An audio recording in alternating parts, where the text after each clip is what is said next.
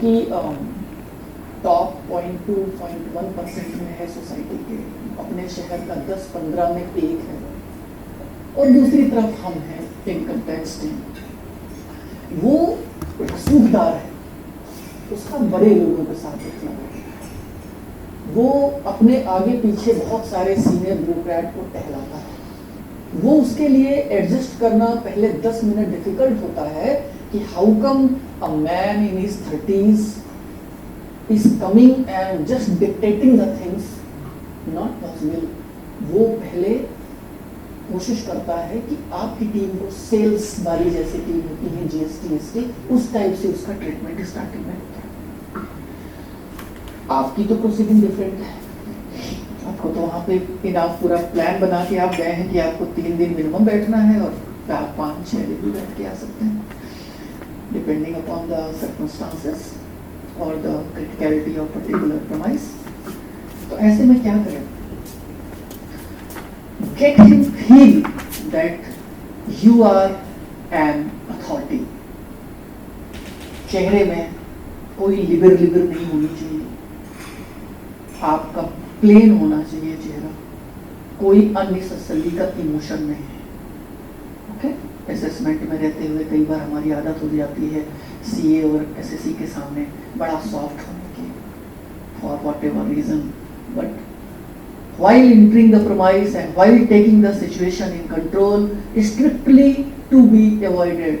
Be plain, bring your team and send them, ऊपर जाओ, side में जाओ, इस कमरे जितने मेंबर्स हों सबको हम्बली, बिल्कुल properly please get up. Mostly सोते हुए ही मिलते हैं, डीप स्लीप में अगर आपकी सर्च कहीं से कॉम्प्रोमाइज नहीं है तो मोस्टली आराम से उनके बेडरूम से आप उनको उठा के ही लाएंगे। उठा के लाइए, जहाँ पे घर का प्रॉपर जहाँ सोफे पड़े हों वहाँ सबको असेंबल करिए, बैठ जाइए, उनके फ़ोन एक इंस्पेक्टर लेता जाए। आपके कुछ मेंबर अभी तक छत में चढ़ चुके हैं, वो पूरी अंटिया तक देख आए हैं जो लास्ट खिड़की होती है, एंड 1-2 कांस्टेबल भी छत पे चढ़ गया है, वो ध्यान रख रहा है कि कोई सामान नहीं फेंका जा रहा साइड से। सारे मेंबर्स को लाके आपने बिठा दिया है, सिचुएशन इज योर ग्रिप। ऐसे भी सीन देखे गए हैं, टीम ने सब कंट्रोल में ले लिया, किसी एक पर्टिकुलर रूम जिसमें ताला लटक रहा था या जो एहसास नहीं था कि इसके अंदर लोग हो सकते हैं, उससे लोग अंदर बैठ करके हार्ड ड्राइव निकालते रहे कंप्यूटर्स की, और बगल वाली खिड़की से काट करके उसको धीरे धीरे निकालते रहे। फ़ोन ऑन हो गया, कोई आया और बगल की उसी गली से वो ड्राइव लेके निकल भी गया। These are all facts, can not quote because there will be breach of this thing. हाँ, बहुत होता है। Very valid question. पहली चीज़ तो देखिए, सर्च ऐसे तो होती नहीं है, हम उसकी एक गतिविधि मॉनिटर करते हैं, महीनों तो उसको सुनते हैं। अब वो व्हाट्सएप में बात कर रहा है तो थोड़ा डिफिकल्ट आजकल होता है, आजकल तो उससे भी आगे लोग बढ़ गए हैं, फेस टाइम वगैरह यूज़ करते हैं। लेकिन क्या होता है ना कि ओल्डी टाइप के लोग अभी भी डायरेक्ट बहुत यूज करते हैं।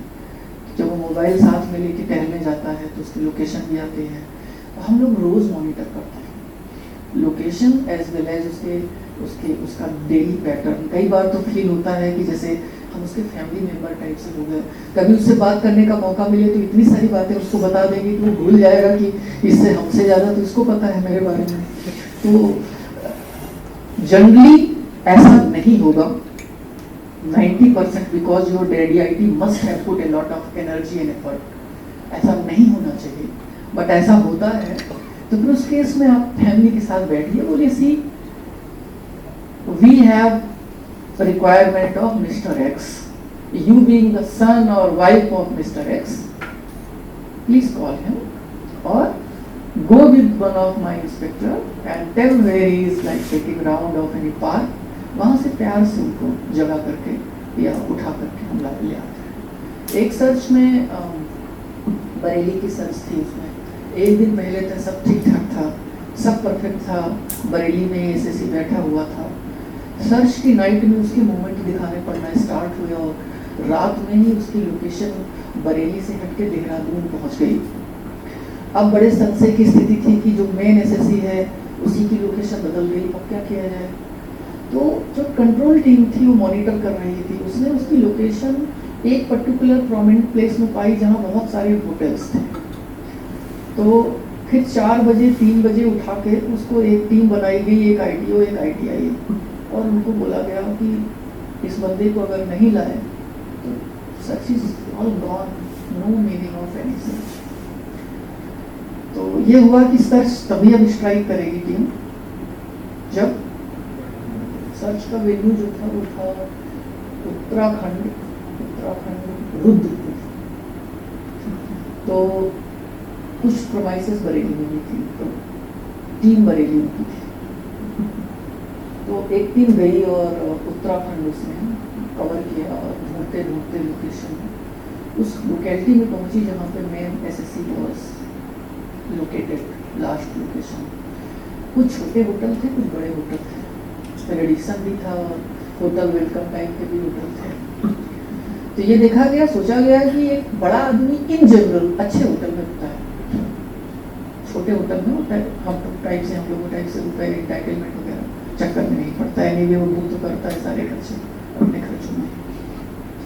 तो उसमें जाके सबसे पहले टीम ने शांति से मैनेजर को खोचे में लिया और उससे बोला कि इस नाम का बंदा तुम्हारे होटल में है, कितने टाइम एंटर किया, कौन सा कमरा नंबर बताइए। And he was there. Manager लेके गया, 2 कांस्टेबल, एक ITO एक ITI, they entered the room. He was sleeping, unaware, and immediately this warrant was drawn with the room number so and so, hotel Radisson Blu, Dehradun, and he was told कि पहले जो आपके कमरे का इसका पंचनामा भरेंगे, उसके बाद में रनिंग पंचनामा बना करके आपको हम ले जाएंगे मेन आपके घर वाले कमरे से। Search was quite successful. We got a lot of papers and proof of cash transactions, and then उस बंदे का पूरे बरेली से ट्रांजेक्शन्स थे, तो उसके बाद में बहुत सारे सम्मन्स गए 100-200 लोगों। So that was another success story. But that planning of headquarter, the control room sitting in the LI room in Aikar Bhavan, and then the DDIT sitting in Bareilly, and another DDIT sitting in Rudrapur, and ITO and Inspector KP sitting in Dehradun, they all made the search successful. बहुत ध्यान, मतलब actually we have to be very careful. तो वहाँ पे psychological hegemony आपको बनानी है SSC के ऊपर। टाइम कहाँ का है, ठीक है, because I am trying to cover search survey, little bit of on the practical aspect of statement recording, and my favorite topic little bit of Benami, because I have worked 1 year in Benami and there are a lot to share, little bit of case study stuff. अब आप अपने stabilise कर लिया promise को, SSC डरा बैठा हुआ है, उसका लड़का पूछने में लगा हुआ है कि sir sir sir sir sir, तो इसका मतलब हुआ सक्सेसफुल। आपके पीछे वो याचक की तरह से घूमना चालू कर देते। हाँ देखिए, ये बड़ा एक अच्छा आपने क्वेश्चन पूछा है, इस पे बड़े सारी क्वेरीज आती हैं। एंड हमारी जो पंचनामा की लैंग्वेज है, वी फलाना फलाना entered and in the presence of 2 independent witnesses we started the search proceedings। क्या होता है कि देखिए, आप ऐसा तो हो नहीं सकता कि हम नारकोटिक्स टाइप से काम करें कि 2 विटनेस अपने साथ गाड़ी में बिठा के ले जाएं, ये तो हमारी प्रैक्टिस है नहीं।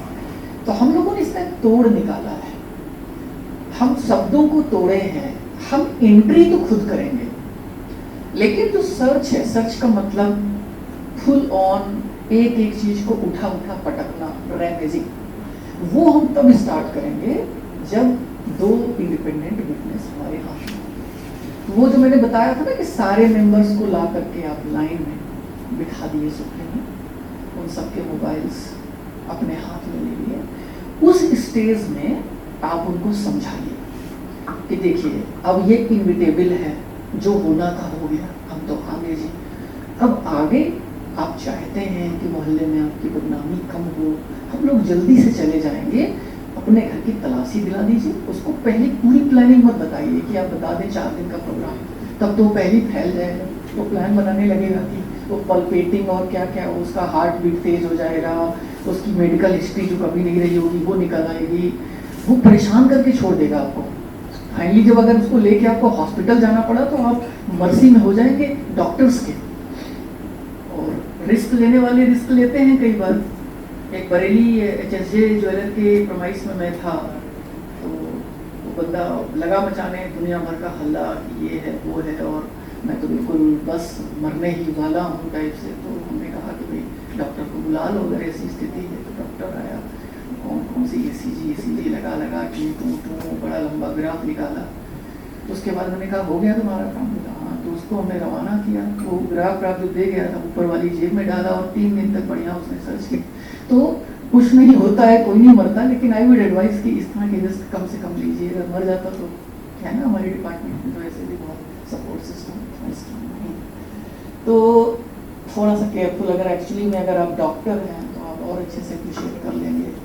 अदरवाइज ऑल्सो थोड़े से इन चीज़ों को ध्यान में रखिए कि कहीं सही में तो मतलब ऐसी कोई हिस्ट्री तो नहीं, दिक्कत हो जाएगी, है ना।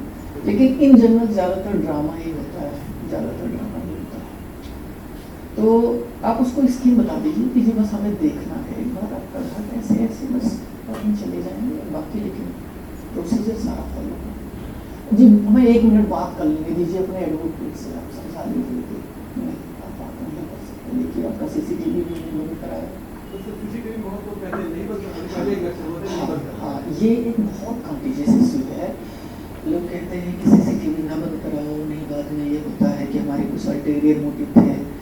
Personally I believe take your stand as per the circumstances. जैसे कोई बहुत नोटोरियस आदमी है, आपको पता है या पता चल जाता है, keep it on so that he later can't say कि उन्होंने हमारे साथ ऐसा किया वैसा किया, हमें मारा गिरा के, मैं क्या क्या नहीं किया, बस हम जिंदा हैं इतना ही है। इस टाइप के बहुत सारे एलिगेशन आते हैं। अदरवाइज चूंकि कम्युनिकेशन डिस्कनेक्ट करने का हमें राइट है, तो इट बीइंग बात यह है ना कि या तो फिर एक मिडिल पाथ निकालिए कि उसका इंटरनेट वाला एस्पेक्ट बंद करिए, लोकल CDR में आने दीजिए। हमारा मेन ये है कि वो उसका लड़का, उसका बेटा बेटी या कोई मैनेजर बाहर से बैठ के आपकी प्रोसीडिंग का देख रहा हो, दैट इज ब्रीच ना, है ना। सो पर्सनली मैंने 90% केसेस में बंद कराया है। 10% केसेस में जब बोला गया कीप द CCTV ऑन भी रखा है। It is a very black and white नहीं है, it's a grey area. And search and seizure manual 2007 says that you have all the right to disconnect the communication device, consider the CCTV as a communication device and disconnect it. कोई कुछ नहीं कहेगा। It is, लेकिन बहुत ही एक अजीब सा shaky SSC है। और एक सच में मेरे एक प्रमाइस में योगेंद्र मिश्रा सर थे, he was the authorized officer। तो मैं गया उस राउंड लेने के लिए during search and I found CCTV running. तो क्या होता है, एक और सिचुएशन होती है बड़ी अजीब से, जब आप जूनियर हो, आपका उस पर्टिकुलर प्रमाइस में ऑथराइज्ड ऑफिसर आपका सीनियर है, तो आपका मन तो बहुत कहता है कि 2-4 सवाल इनसे कर ले, लेकिन आप कर नहीं पाते हो। तो हम डरते डरते धीरे से बोले कि सर ये CCTV शायद चल रहे हैं, क्योंकि एक हर टीम में एक अपना बंदा तो रखा ही जाता है जो आपका खबरी होता है, तो आपको पल पल की खबर बताता है सर ये हो रहा है। और मेक टेक माई वर्ड्स, आप जिस समय प्रोमाइस में होते हैं आपकी हर गतिविधि कंट्रोल रूम में पहुंच रही होती है। कभी भी अपने मन में भ्रम मत रखिएगा कि ये मेरी प्रोमाइस है, किसी को कुछ नहीं पता चल रहा है, ठीक है। वो पर्पसफुली, स्पेशली जो सेंसिटिव प्रोमाइस होती हैं उनमें 100% एक हमारा आदमी होता है। तो धीरे से हमने पूछा सर CCTV कैमरा शायद चल रहा है। अब सर के अपने कोई पुराने एक्सपीरियंसेस थे, बमक गए, बोले हाँ चल रहा है और चलेगा। मैंने कहा नहीं सर बिल्कुल चलाइए, हम तो बस पूछ रहे हैं। तो sometimes you have to be like dependent upon the authorised officer. It's his sweet will, उनका स्वीट विल है, वो चलाना चाहते हैं, उनको लगता है for the interest of revenue, for the better outcome of the search, CCTV should run, let him run. आप मैक्सिमम एक काम कर सकते हैं कि आप अपने एडिशनल सर को इन्फॉर्म कर दीजिए कि sir all promises under control except A7 where the authorised officer is of the view that CCTV should run. Okay, तो आपका कंट्रोल आ गया। अब आता है witness. In the mean time इतना तो करा ही लीजिए कि उस बंदे को आप वारंट दिखा दीजिए, वो लाल आंखों से उसको पढ़ेगा, कुछ नहीं पढ़ पाएगा, आगे पीछे 2-4 बार पलटेगा और बोलेगा कहाँ साइन करना है, उसी में उससे कुछ। इस पे बड़ा ध्यान रखिए। सीन बहुत क्लियरली लिखे, वो अपने हाथ से देखा, उसके बाद सिग्नेचर करें और ब्रैकेट में नाम लिखे, डेट लिखे और टाइम लिखे। अब उससे बोलिए कि जी आप सम्मानित व्यक्ति हैं और 2 अनरिलेटेड पर्सन आप अगर अपने दे दें तो ज़्यादा अच्छा रहेगा, लेकिन आपके रिलेटिव नहीं होने चाहिए, आपसे सैलरी ड्रॉ नहीं कर रहे होने चाहिए, आपसे फाइनेंशियली लिंक्ड नहीं होने चाहिए। अगर ये फुलफिल कर रहे हैं, फुलफिल, ऐसे मैंने देखा है कई बार हम लोगों को वो एक तरह से बेवकूफ़ बनाते हैं। कई बार वो विटनेस के भेस में वकील बुला लेते हैं, कई बार विटनेस के भेस में किसी नेता को बुला लेते हैं। एक बार तो एक ने दैनिक जागरण के पत्रकार को बुला लिया था। तो बी केयरफुल। और if the situation permits, because एक रिसेंट रिट हुई है सर्च की, उसमें उसने कहा है कि जनाब हमें नहीं पता है कि ये कौन से 2 विटनेस लाए, क्योंकि इनके एड्रेसेस तो एक का एड्रेस बदायूं का है, एक इलाहाबाद का है और सर्च तो लखनऊ की है।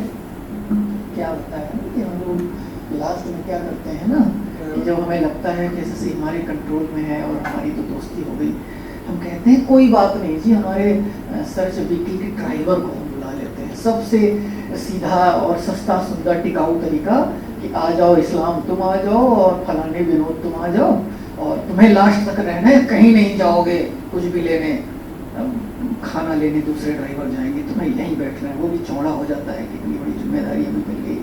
112(4) का जब उसे आप खर्रा देते हैं बड़ा खुश हो जाता है, उसकी बड़ा काम है। हालांकि पर्सनल माई ओपिनियन 112(4) का पूरा बना लीजिए, उसे रिसीव करा लीजिए। हमेशा सर्च जब कंक्लूड होने वाली हो तभी पन्ने फाड़ के दीजिए, बिकॉज क्या होता है ना, कई बार वो लेके निकल लेते हैं और आप ढूंढते रहते हो। कई बार सपोज हम उसको चेंज करना चाहते हैं तो कुछ कर नहीं पाते। तो यानी बैंक से 2 कर्मचारी मंगा लें, 2 टीचर मंगा लें, ये सब ज़्यादा सेफ हैं। बिकॉज कई बार लोग इवन तो कॉन्स्टेबल्स का भी आईडी चेक करना स्टार्ट कर देते हैं कि वो भी पॉसिबिलिटी तलाशते हैं कि इनको ही क्यों ना बना लें। एक और है, आपको कुछ वाली कॉशन मनी मिलती है लिफाफे में, तो आप चाहें तो पड़ोस के दुकानदार जो होते हैं टूटी उटी वाले, उनका एड्रेस भी वही का होता है। कोशिश करिए कि लखनऊ की अगर सर्च है तो जो आईडी हो वो लखनऊ के उसी इलाके और उससे 1-8 किलोमीटर रेंज की हो। अभी में मैंने 14 हियरिंग्स अटेंड करी थी, तो ये अंदाज़ा आया कि ये चीज़ तो मैंने कभी सोचा ही नहीं था कि विटनेस भी इतना बड़ा मैटर कर सकते हैं। तो विटनेस पेंडिंग है, हो सकता है कि हम ज्वाइंट कमिश्नर बन जाए तब भी पेंडिंग हो, एडिशनल तक हो सकता है पेंडिंग ही रहे, लेकिन स्टे नहीं है। That is good.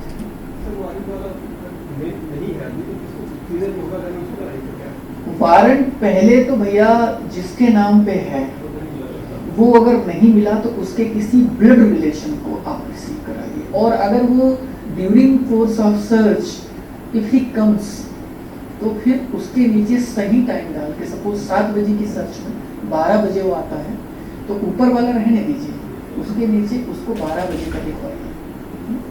इसमें बिल्कुल कोताही मत करिए। सो नाउ 2 विटनेस आ गए, आपने 112(4) दोनों को इश्यू कर दिए, दोनों ने आपके वारंट में सीन करके साइन कर दिए। अब आप रेमेजिंग में स्टार्ट करिए। Rummaging is a problem of everything. अच्छी रेमेजिंग ना होना या थारो रेमेजिंग ना होना, कई बार एम्बैरेसमेंट का कारण बनता है। एक आर्टिफिशियल सिचुएशन इमेजिन करिए, आप एसएससी के साथ मेन सोफे में बैठे हुए हैं और जो खबरी इंस्पेक्टर है वो बता देता है कंडक्टिंग डीडीआईटी को कि यहाँ ढंग से रेमेजिंग नहीं हो रही। तो डीडीआईटी पहुँचता है, आपसे प्यार से बात करता है, फिर कहता है कि पांडे जी चलिए एक बार फिर से कर लेते हैं। इसको ये मत मानिए कि ये बड़ी प्रसन्नता के वाक्य हैं, ये this shows that the conducting doesn't have the trust upon you, that's why he is asking कि एक बार फिर से करना जरूरी है। और अगर दोबारा करने में कुछ नया निकल आया तो उसके बाद तो वो रहता है कि मतलब हम जस्टिफाई करते घूमते हैं कि वो फिर ये हो गया, फिर वो हो गया, हमने बोला तो था इनसे खड़े रहे लेकिन ये भी इधर आ गए, हम क्या करें, बड़ा गड़बड़ होता है। इसके लिए रेमेजिंग एक कमरे की एक टाइम में करिए, बाकी सारी कमरे को बंद करा के रखिए।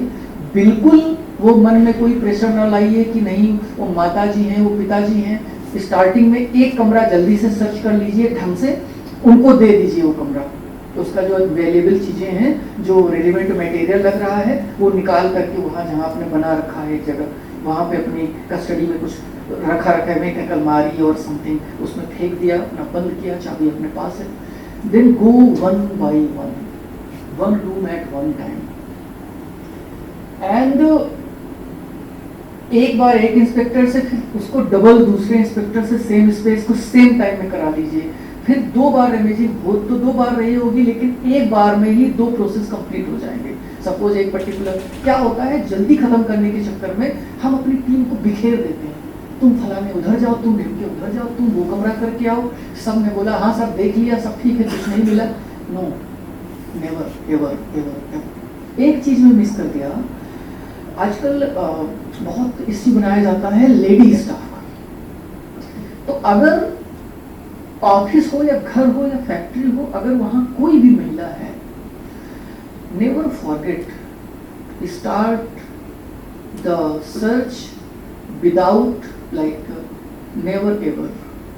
आप कंट्रोल रूम से बोलिए कि हम प्रोवाइस कंट्रोल में लिए हैं, पहले एक लेडी स्टाफ भेजिए, then only we will start. Okay.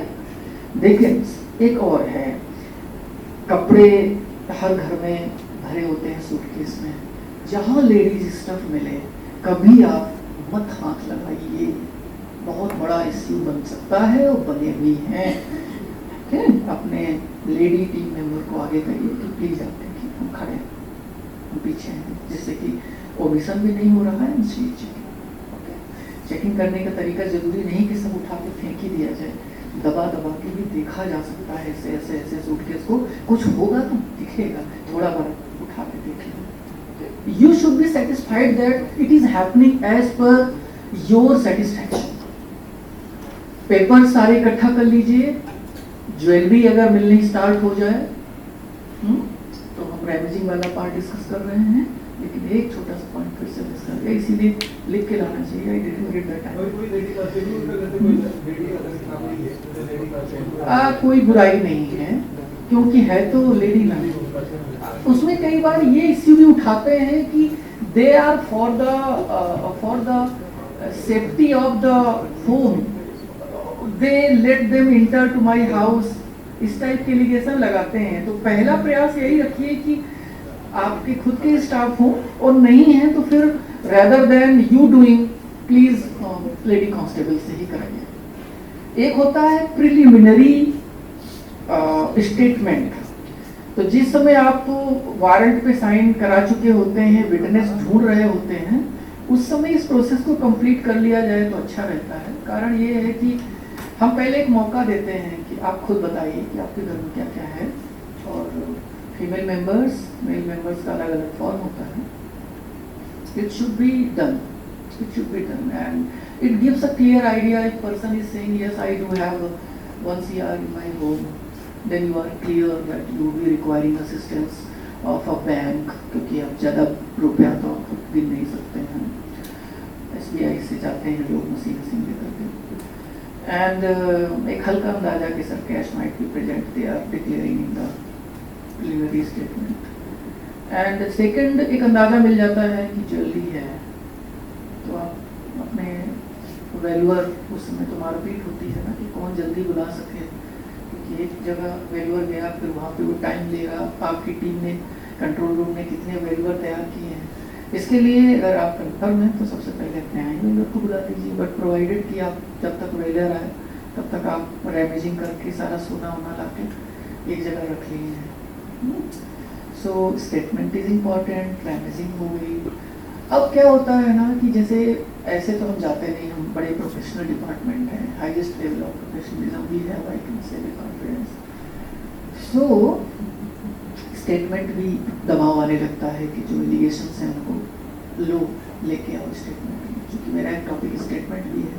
Let us mix and finish off here only. Statement के लिए पहले तो थोड़ा सा हाईटेक होके जाइए।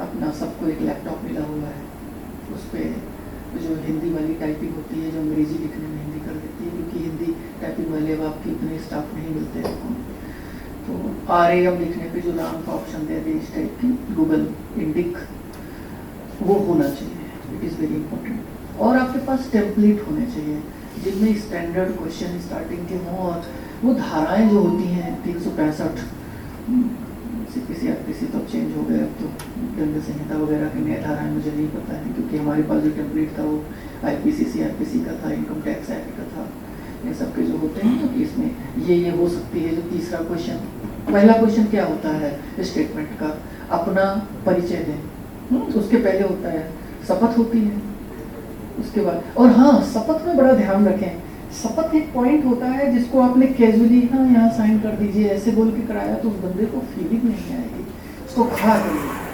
आप चाहे बैठे रहें, बोलिए हाथ ऐसे करो, मैं इस टाइप से कराइए, शपथ लेता हूँ कि उसको फीलिंग आए कि वो लाल किले में चढ़ा हुआ है, बहुत बड़ा कोई प्रोसीडिंग स्टार्ट होने जा रही है। इट्स ऑल साइकोलॉजिकल गेम और कुछ नहीं है। सो उसको शपथ बोल बोल के दिलाइए, इसका असर आपको थोड़ा समझ में आएगा। वो बंदा स्टेटमेंट में थोड़ा डरा हुआ होगा, और डरे हुए SSC हमारे लिए एसेट होते हैं। वो अगर चौड़ा हो रहा है तो आप स्टेटमेंट आपका बैड क्वालिटी का ही हो रहा है ना। वो हर सवाल में बोलेगा कि मुझे नहीं मालूम, है ना, और आप ओबीडियंट टाइप से वही लिखते जाएंगे, ही टोल्ड मुझे नहीं मालूम। अरे ऐसे कैसे नहीं है ना, तुम्हारी कंपनी है, तुम CA से पूछ के बताओगे तो तुम क्या कर रहे थे, फिर साइन क्यों किया था लास्ट में बैलेंस शीट में। तो अपना परिचय दें, इसमें बहुत ध्यान रखिए। मेरा नाम फलाने है, मेरी उम्र इतनी है, और मेरा पैन ये है, मेरा मोबाइल नंबर 1 या 1 से ज़्यादा जो भी हैं ये हैं, क्योंकि बाद में मोबाइल नंबर की ही क्राइसिस आ जाती है। बाद में जब कंडक्टिंग लेके बैठता है और सोचता है कि एक बार सारे मोबाइल नंबर निकाल लेते हैं, जो उसके पास कुछ होते हैं कुछ नहीं होते हैं, तो आपके लिए उससे लिखवाना उसके बड़ा हेल्पफुल रहता है। ईमेल आईडी उसके सारे पहले सवाल में।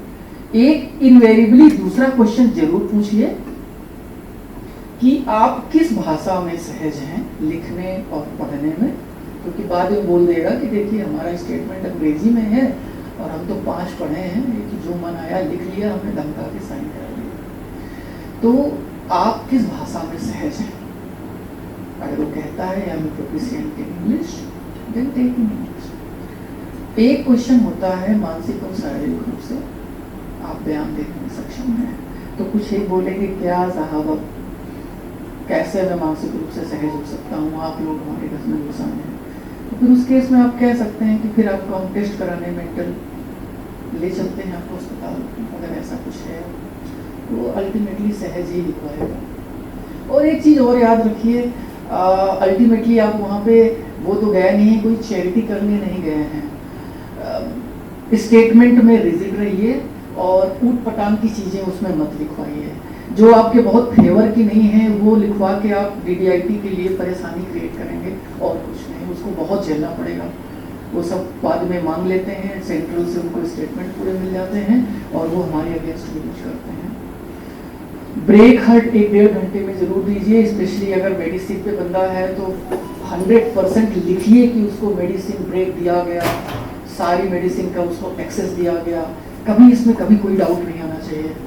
इसके अलावा टाइम सहित लिखिए कि स्टेटमेंट कितने बजे बंद किया गया, इतने बजे पुनरारंभ किया गया, restarted, resumed, so and so.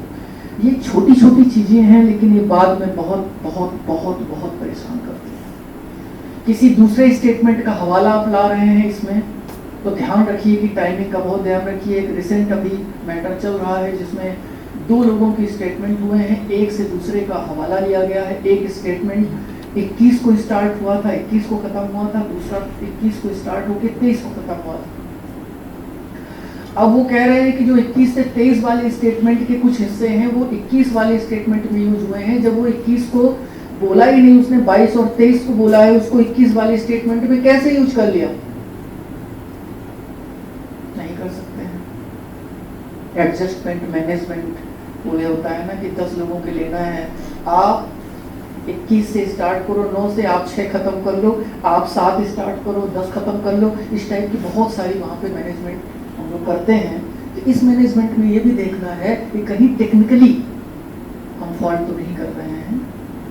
LLB भी मैंने किया है, उसकी वजह से थोड़ा थोड़ा लॉ वाले पॉइंट भी दिमाग में आते रहते हैं। और LLB से ज़्यादा है कि जैसे मैंने बताया कि कुछ बेनामी की रिट्स में मैं रेगुलर अपीयर हुआ, तो उससे भी दिमाग काफ़ी खुला कि छोटी छोटी चीज़ें हमें कितना परेशान कर सकते हैं। अब आप सोच रहे होंगे बेनामी में स्टेटमेंट का क्या काम?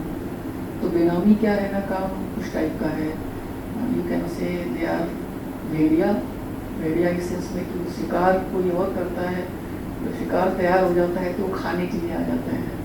तो basically we are totally dependent upon the work of the investigation. Mostly investigation वाले पूरा तैयार करके बताते हैं कि यहाँ पे बेनामी एंगल लग रहा है, अब आप एनालाइज कर लीजिए। तो हम वही स्टेटमेंट यूज़ करते हैं, वही उनकी एनालिसिस यूज करते हैं, उनका अप्रेजल यूज करते हैं। So we are heavily dependent upon the appraisals and the findings of reference of the day. ठीक है, तो स्टेटमेंट में लीडिंग क्वेश्चन पूछना बहुत ज़रूरी है। लीडिंग क्वेश्चन का which leads to another question. और जैसे कि आपके मन का जवाब नहीं मिल रहा है, तो never ever jump to another question without again saying that reply of question number 14 has not found satisfactory। आपका उत्तर संतोषजनक नहीं पाया गया, आप उत्तर देने में अभी तक असफल रहे हैं। क्यों न माना जाए कि इस बारे में क्या कहते हैं आपके पास स्पष्टीकरण नहीं है। इससे क्या होगा ना कि कल को ये नहीं बोलेगा कि मैंने ऑथराइज्ड ऑफिसर को जवाब तो दिया था और उसके बाद उन्होंने उस पर कोई क्वेश्चन भी नहीं पूछा। इसका मतलब वो सहमत थे और लॉ उसी को एक्सेप्ट करेगा। क्योंकि अगर कोई सवाल आया और उसके बाद में हमने उसको अगले पे चढ़ गए, बढ़ गए, सपोज हम सोने का पूछ रहे हैं कि इसका जस्टिफिकेशन दीजिए, और वो कुछ बोल रहा है कि ये तो सारे गहने मेरी वाइफ के हैं और उसकी शादी के टाइम के हैं, और हम आगे में बढ़ गए, तो कल को बोलेगा कि इन्होंने जी तो एक बार भी नहीं कहा था कि ये हमारे सवाल से हैप्पी नहीं है, ये तो आगे बढ़ गए थे, तो इसका मतलब हमारा जवाब सही था। एंड लाइक आपके क्वेश्चन छोटे होने चाहिए, 4-5 लाइन अगर प्रिंट कर टाइप कर रहे हैं, आंसर बड़े होने चाहिए। मैंने देखा है कि उल्टा होता है, आपने बड़ा सा सवाल इतना सा पूछ डाला, 2/3 पेज पे क्वेश्चन ही आए जा रहा है और उसने पिद्दी सा 2 लाइन का रिप्लाई किया और आप आगे बढ़ गए। This is something like which should not have happened. कलम आपके हाथ में है, तो सबसे पहले तो अपने क्वेश्चन को तोड़िए। अगर क्यों, कहाँ और कैसे आपको पूछना है, एक क्वेश्चन में क्यों पूछिए, एक में कहाँ और तीसरे में कैसे पूछिए। इसको क्यों एक साथ जंबल कर रहे हैं, मत जल्दबाजी करिए स्टेटमेंट में। स्टेटमेंट बहुत यूजफुल होता है। Leading question, you should be the horse rider, not the horse. कैसे स्टेटमेंट को ले जाना है आपके हाथ में कमांड होना चाहिए। स्टेटमेंट हैफज़ार्ड नहीं भागना चाहिए। आपके दिमाग में एक स्कीम होनी चाहिए कि हमें एक राइटअप दिया है सॉफ्ट कॉपी में या हार्ड कॉपी में, कंडक्टिंग DDIT ने वो स्टार्ट करेगा, good morning everyone, now today we are going to search on the famous real estate फलाना ढिमका एंड दीज आर द, वो आपकी प्रोमाइस से रिलेटेड उसने काफी आपको 1-1.5 पेज का टेक्स्ट दिया होगा। एक वो सोर्स हो गया आपके स्टेटमेंट का सवाल निकालने का, जो पर्सन मेंशन है उनके रिलेशन में जो लिखा है। दूसरा जो आपने पन्ने इकट्ठा किए रेमेजिंग में, वो सोर्स हो गए। तीसरे जो आपने डिजिटल डिवाइसेस निकाली आप अपने साथ, ऑफकोर्स फॉरेंसिक एक्सपर्ट को ले गए होंगे या उसको बुला लेंगे। फॉरेंसिक एक्सपर्ट को बोलिए कि पहले मुझे कुछ निकाल के दे, ऐसे नहीं कि आ गया तो स्टार्ट हो गया तेरा मीटर 800 रुपये घंटे वाला, यू आर जस्ट लाइक ये भी ले आओ वो भी ले आओ। अगर इस मोबाइल में कुछ नहीं है रिलेवेंट तो हम इसको पूरा का पूरा कॉपी करके अननेसेसरली इस पे गवर्नमेंट ऑफ इंडिया के लिए क्यों बिल क्रिएट कर रहे हैं 5000 का। कुछ एक बार मैंने देखा है कि एब्सोल्युटली कुछ नहीं होता मोबाइल में, then also there is a one working copy and one seized copy. Why? Not required. You are the boss of the premise. एक अच्छे इंस्पेक्टर को मोबाइल पकड़ाइए, एक आध मोबाइल खुद पकड़ लीजिए, व्हाट्सएप स्क्रॉल करिए, उसको फोर्सफुली उससे पासवर्ड लीजिए और फ्लाइट मोड में रख करके उसका कीवर्ड डाल करके देखिए कुछ निकल के आता है क्या। अगर हवाला ऑपरेटर से कुछ उसका कारोबार हुआ तो कुछ रुपए की फोटो मिल जाएंगी, 10 kg घी और 10 kg मैंगो, इस टाइप के एब्रिविएशन कुछ मिलेंगे। अगर हाँ आलू भी यूज होता है। सो अगर देखिए एक्सेस कैश जनरेट हो रहा है तो वो ट्रांसपोर्ट होगा तो हवाला is the only medium. So you will get something you will get. Then the step would be that those particular, what I suggest that after you seize the mobile with evidences and then उसको पहले क्या बोलते हैं बहुत घंटे निकाल करके उस डेटा को पहले एक्सट्रैक्ट करता है। उसको तो पैसा बनाना है, वो तो प्राइवेट आदमी है। एक्सट्रैक्ट करने के बाद में फिर हम चालू करते हैं, उसमें उतना अच्छा इंटरफेस नहीं मिलता। प्रोमाइस में यू कैन डू वंडर। इसको रख लिया, वो वाला सामने ले आए जो इंक्रिमिनेटिंग डॉक्यूमेंट है, दूसरे मोबाइल से उसका फोटो क्लिक किया अच्छा सा, दूसरा मोबाइल आपके लैपटॉप से कनेक्टेड है, उससे डाउनलोड किया, स्टेटमेंट में क्लियरली वही जाके चिपका लिया। And now I am showing you the screenshot of a mobile in which a chat with Mr. X, which says that you ordered this and there are traces of like cash also kept at one side. What you want to say? Why should not be considered your this unaccounted income? So easy for you. अब उसका आप print out ले लेंगे, print out उसको annexure बनाएंगे, annexure बोलेंगे now I am showing you page 3 of the annexure A. तो ना डीडीआईटी के लिए उतना फ्रूटफुल रहेगा, लेकिन ऑफ कोर्स किसी ऐसी प्रोमाइस में आप हैं जहाँ पे ना लैपटॉप है ना प्रिंटर है, एक छोटा प्रिंटर भी चाहिए होता है रियल टाइम में, नहीं तो आपका एक इंस्पेक्टर मार्केट में घूमता रहेगा प्रिंट आउट निकालने के लिए। I just want to go more of a practical aspect because theory is already there and there is nothing much in theory. Investigation is more of general knowledge and it's a kind of your analytical ability and your ability to understand the things and take your decision. It's more of instant decision, especially during the searches. So छोटी चीजें हैं but they matter a lot. आपके इस type लिए हुए statement जिसमें आपने properly उस पर्टिकुलर चैट को स्क्रॉल करके उसका प्रिंट ले लीजिए, एनेक्सर बना लीजिए, डजंट मैटर। लेकिन अगर ये दोनों में से कोई काम नहीं किया तो फिर इस मोबाइल का यूज आएगा जब 1 महीने बाद वो बेचारा अपना गठरी खोलेगा, उस गठरी से निकालेगा, फिर उसको एक इंस्पेक्टर ऊँघते हुए और जमाई लेते हुए कंप्यूटर में कनेक्ट करेगा और स्क्रॉल करेगा, कुछ मिस कर देगा क्योंकि उसके फ़ोन भी लगातार आ रहे हैं, ये कि उससे भी उसे बात करना है। Ultimately it might not be very good result. So जो वहाँ पे आपको सर्च के टाइम में जो जितना बढ़िया स्टेटमेंट कर सकते हैं, जितने बढ़िया एविडेंसेस इकट्ठा कर सकते हैं, वो बाद में उतना अच्छा नहीं हो पाता। बाद में it is more of a गठरी, जो गठरी मोस्ट ऑफ द टाइम थोड़े बारे काम के साथ में वो शिफ्ट कर दी जाती है सेंट्रल सर्किल को, और सेंट्रल सर्किल में भी वो गठरी किसी अलमीरा के ऊपर एज इट इज़ रखी रहती है और अल्टीमेटली असेसमेंट अप्रेजल में ही खत्म होता है। आप तो सेंट्रल सर्किल भी है। तो कहने का मतलब ये है you are the first person, the person at the scene, you know the best, so you have तो मतलब स्टेटमेंट में कोई भी क्वेश्चन आपका बहुत बड़ा ना हो और क्वेश्चन के साथ अगर फोटोग्राफ्स, चैट और एनीथिंग आप लगा सकें, कोई एक एनालिसिस की हुई जो आपकी उसमें पड़ी हुई है, जो उसने दी है मॉर्निंग ब्रीफ में, वो अपनी लगा सकें, इस टाइप से make it very comprehensive. Breaks should be documented, written.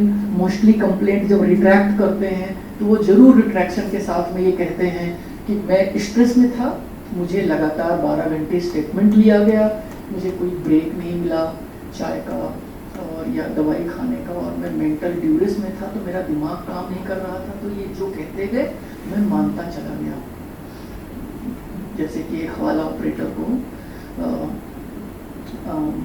पैसा मिला था और उसने कहा भी था कि वो तो हवाला ऑपरेटर है और वो पैसा किसी और का है, और बाद में उसने रिट्रैक्शन फाइल किया और उसने कहा कि मतलब ये मेरा बिजनेस इनकम है। बाद में उसने रिटर्न में उसको बिजनेस इनकम में दिखा दिया उस पैसे को। उसके पहले कोई ITR नहीं था, या था भी तो ITR 1 था, और अचानक से उसका ITR बिजनेस वाला हो गया। Anyway we are right now like adjudicating authority से कन्फर्म हुआ है, तो हमारा अभी तक बेनामी ठीक चल रहा है। लेकिन अल्टीमेटली उसने रिट्रैक्ट किया, अदरवाइज उसने क्लियरली बोल दिया था। लेकिन वो क्लियर और अच्छा स्टेटमेंट था, उसने बचाया। उसने ब्रेक लिखे थे ऑथराइज ऑफिसर ने। तो हमने कहा कि भाई कहाँ, कौन सा मेंटल ड्यूरेस था भैया। लास्ट में हम लिखवाते हैं ना, समझ कर, पढ़ कर, बूझ कर, होशो आवाज में पूरी तरीके से देखा, सुना और सिग्नेचर किया, लिखते हैं ना बड़ा बड़ा सा, उसी के हाथ से लिखवाइए। कभी अपने इंस्पेक्टर को मत दीजिए, let him right from his own writing. चाहिए तो उसको लिख के दे दीजिए कि ये लास्ट में ये चिपकाना है, यही अपने हाथ से लिखना है। जब भी स्टेटमेंट ब्रेक करिए, प्रॉपर लिख करके ब्रेक करिए कि इतने बज के इतने मिनट पे इनको सोने के लिए ब्रेक दिया गया। सुबह लिखिए, इवन इफ आप लेट से उसको सुला रहे हैं तब भी आप 10 बजे 9:30 बजे उसको ब्रेक दिखा दीजिए, है ना। It is just the statement which remains, और कुछ नहीं रहता है।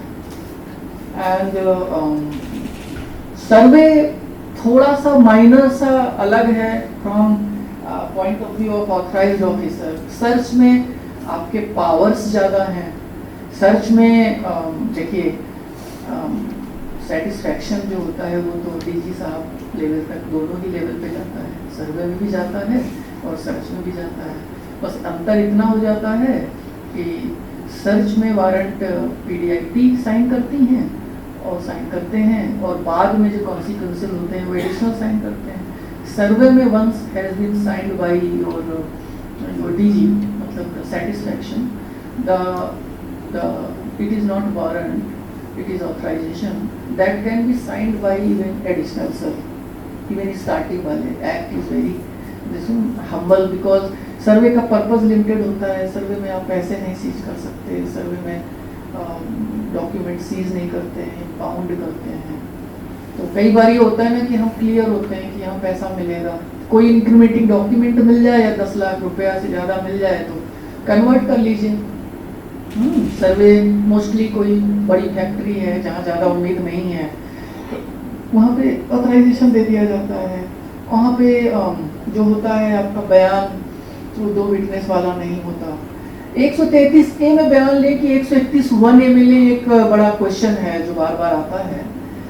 जब हम बुलाते हैं अपनी ऑफिस में तब 131A का मतलब सम्मन वाला बयान होता है, और प्रमाइस में, लेकिन बिकॉज 131A में वो दिलाते हैं तो इट इज़ एडवाइजेबल कि अगर आपका सर्वे सर्च में कन्वर्ट नहीं हो रहा, मतलब ऐसी कोई चीज़ नहीं मिली है, तो आप जो बयान लें वहीं पे उसको एक सम्मन पकड़ा है ना।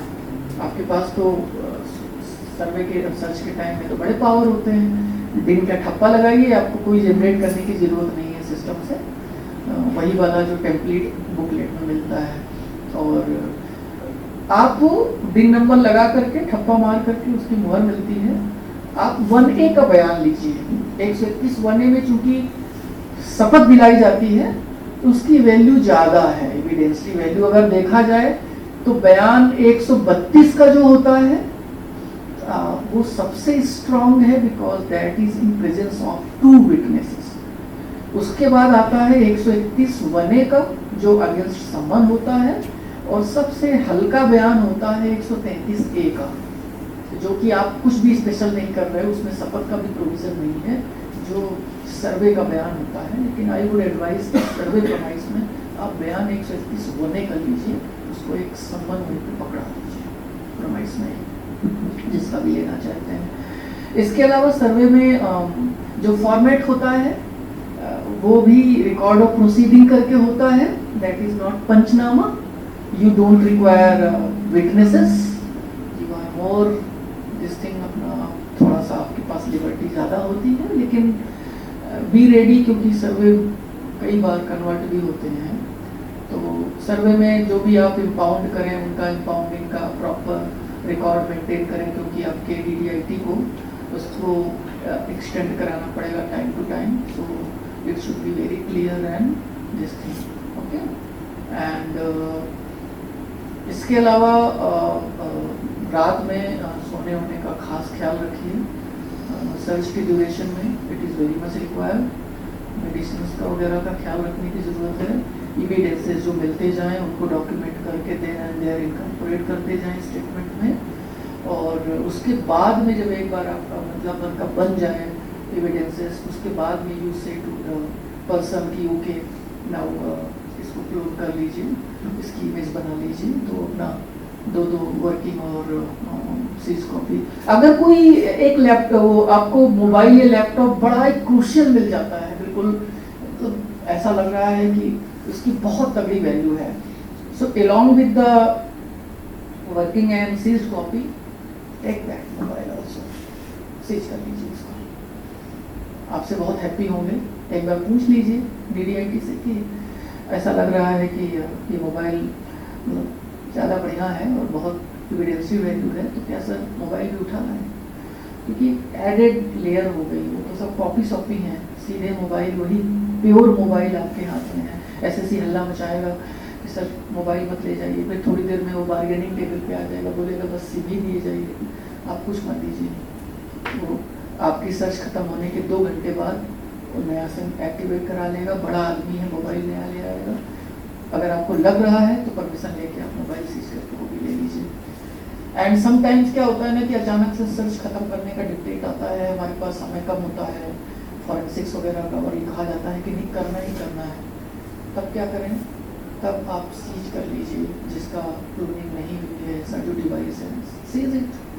वो बहुत आसान है DDIT के लिए. वो 2 इंडिपेंडेंट विटनेस बुलाएंगे और इसको बुलाएंगे SSC को या उसके ऑथराइज्ड रिप्रेजेंटेटिव को, और माजरनामा ड्रॉ करेगा, और वो ड्रॉ करके उसके समक्ष वो खोल करके उसकी वही जो काम प्रोमाइस में हो रहा है वो ऑफिस में बैठ के कर लेगा. उसकी एक कॉपी बनाएगा और कॉपी बनाने के बाद में उसको फिर से सीज कर देगा.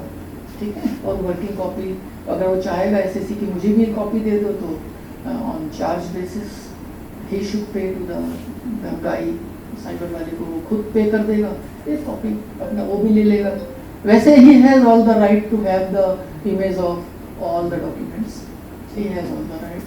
सो पहली चीज़ तो हम लोग क्या करते हैं कि जैसे हार्ड डिस्क की कॉपी बना लिया और हार्ड डिस्क की कॉपी ले आए और उसकी हार्ड डिस्क उसको वापस दे दिया, तो उसका काम मोस्टली यहाँ पर नहीं होता.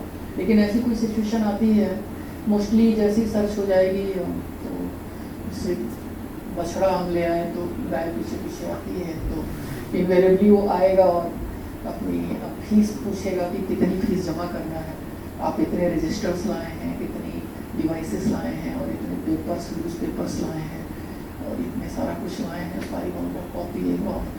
स्टेटमेंट की कॉपी देना, चूँकि act is silent upon that, तो हम नहीं देते. मैंने कभी नहीं दिया स्टेटमेंट इनवेरिएबली उनको. वैसे भी हम सर्च प्रोसीडिंग्स और उसकी जो रिकमेंडेशन होती हैं वो रिकमेंडेटरी नॉलेज नेचर होती है. फाइनल वो असेसिंग यूनिट में होता है आपका सेंट्रल सर्कल में, तो सेंट्रल सर्कल में इनवेरिएबली वो कॉपी मिल ही जाएगी. तो मतलब आपसे कई बार प्रोमाइस में वो मांगने की कोशिश करेंगे कि हमें सर इसका एक सेट दे दीजिए, नहीं देना. आप बोलिए कि सर्च के बाद में आप DDIT के पास जाकर के उनसे लीजिए एंड वही आपको दे पाएंगे, हम ऑथराइज्ड नहीं हैं. और जब आपको कंक्लूड करना है तो डबल चेक करिए सारे स्टेटमेंट्स जो 132 के हैं, उन सब में नीचे SSC या party W1 W2 and AO authorised officer, ये 4 कंपलसरी हैं. पेज के बीच में जहाँ स्टेटमेंट ब्रेक हो रहा है, जहाँ रिज्यूम हो रहा है, वहाँ पे it's not required witness, SSC और ओएओ भी पर्याप्त हैं। सेफर साइड में चलना चाहते हैं तो बीच में भी शाम का करवा लीजिए, आपको लगता है। एओ ऑथराइज्ड एओ, आपको स्टैम्प कहीं एक जगह लगानी पड़ेगी, मैं बताता हूँ कहाँ लगानी पड़ेगी।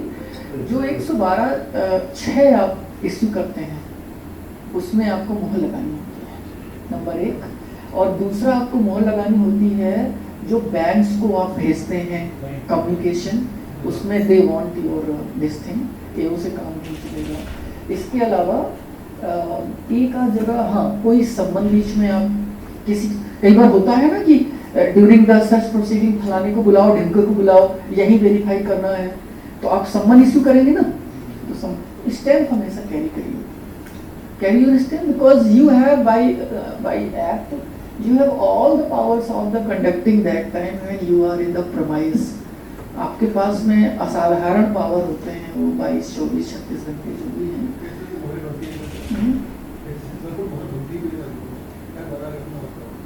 तो फिर वो है ना ऑथराइज्ड ऑफिसर वाली मोहर, फिर उसी से काम चलेगा।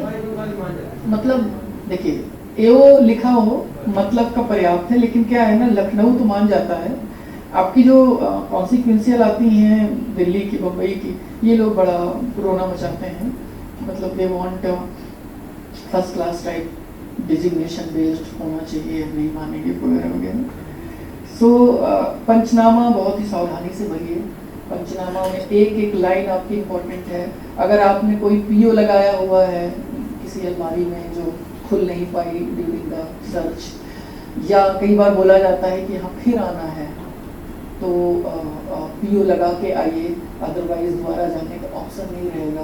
तो पहले तो पीओ का ऑर्डर बहुत अच्छे से बनाइए फॉर्मेट में, और उसको स्पेशली चिपकाने में बहुत ध्यान रखिए। मुझे याद है कि बनारस की एक सर्च में एक ढीला ढाला पीओ लगा के आए ऑथराइज्ड ऑफिसर, उसके बाद एसएससी ने उस अलमारी को आगे पीछे किया तो उसमें सांसें बन गई। उन सांसों से जितना भी वो रख के आए थे कि इतने की कमी है, इतने का, उतने बुक्स वुक्स बना के उस सांसों से सब अंदर डाल दिया, और जब पीओ खोलने गए तो बिल्कुल तैयार बुक सारी मिली, और उसके बाद एवरीवन वाज लाइक कि ये कहाँ से आ गया। उसके बाद में दे डिड द सर्वे, लेकिन काम बढ़ गया ना, जिन लोगों से उसने एंट्री ली थी उनके यहाँ सब सर्वे करने पड़े। आप तो आप या आप 2 लोगों में से एक तो जानते ही होंगे, भूले तो नहीं, आपको भी नींद इसीलिए शायद भूल गए। So it was a big issue, लेकिन अल्टीमेटली उनको क्रैक किया गया, और उन एंट्री प्रोवाइडर्स ने कहा कि ये तो अभी बुक्स बनवाए हैं, ये तो अभी यूपी लेके गए हैं, ये कुछ नहीं है, इन्होंने एक्चुअली परचेज कभी नहीं किया, लेकिन काम बढ़ गया, अदरवाइज उसकी कोई ज़रूरत ही नहीं थी। एंड पंचनामा में कंप्लीटली मतलब टोटली कंक्लूडेड या पार्शली कंक्लूडेड, ये बड़ा ज़रूरी होता है लास्ट में, इसमें बड़ा ध्यान रखिए। अगर आपने कंक्लूड कर दिया और पीओ भी लगाया हुआ है तो टेक्निकली आपका ये मिस्टेक हो जाएगा, आपको डीडीआईटी बुलाएगा, और जहाँ भी आप होंगे कि ये कैसे आपने कर दिया, और फिर एसएससी की कॉपी को आप कैसे ठीक करेंगे, ऑल लाइक अननेसेसरली लेना एक न लेना दो, और दिमाग में दुनिया भर का टेंशन आ जाएगा। तो पंचनामा की एक एक लाइन को खुद वेट करिए। ज़्यादा अच्छा होगा कि पंचनामा सॉफ्ट कॉपी में हो और उसको प्रिंट ले करके आप तैयार कर लें, क्योंकि जो फॉर्मेट आता है लाल नीली पीली पन्नियों वाला, उसमें क्या होता है कि कार्बन कॉपी रख करके हम लिखते तो हैं, कई बार ऊपर नीचे हो जाता है, मिसमैच हो जाता है, लेकिन अब नहीं उपलब्ध है तो उसी को भरिए। सो उसमें डिस्क्रिप्शन बहुत क्लियर आना चाहिए, जहाँ पे कॉलम नहीं बने हाथ से लिख दीजिए, हर पेज पे वही 4-4 लोगों के सिग्नेचर कंपलसरी हैं, और कंक्लूजन बहुत केयरफुली ड्राफ्ट किया जाना चाहिए कि आप किस तरीके से उसको कंक्लूड कर रहे हो। और इसके अलावा एक चीज बहुत इम्पॉर्टेंट है, राइट्स एंड ड्यूटीज होती हैं persons two upon the search, upon जो होता है टू बी सर्च, वो स्टार्टिंग में अगर नहीं दिए हैं तो एटलीस्ट आखिरी दिन फाड़ के पहली फर्स्ट डेट में दे जरूर दीजिए। बाद में बोलेगा कि हमें तो पता ही नहीं था कि हमारे क्या अधिकार हैं और क्या कर्तव्य हैं, और इश्यू बना सकता है। अगर आपने दिया हुआ है तो आप बाद में कोर्ट ऑफ लॉ में बहुत स्ट्रांगली कह पाएंगे कि देखिए हमने तो इसको बताया नहीं था। इवन हम ये भी कहते हैं कि आप हमारी सर्च भी कर सकते हैं। You can search us and before we leave, मैं तो मेरी आदत है कि मैं अपना आईडी कार्ड दिखाता हूँ हमेशा और मैं ऑफर करता हूँ कि ये मेरी सिस्टीम है, ये मैं हूँ। जब एक बार कोई, मैंने कहा ना सोफे वाला स्टेज, तो थोड़ा सा जब जो बढ़ा हुआ टेम्परेचर था वो हल्का सा कम हो गया, उस समय यू शुड ऑलवेज से कि देखिए हम प्रोसीडिंग स्टार्ट करने जा रहे हैं, लेकिन उसके पहले मैं ऑफर कर रहा हूँ कि आप मुझे और मेरी search team, you can search us. मतलब इसका मतलब होता है बाद में मत बोलना कि ये उठा के ले गए, वो उठा के ले गए।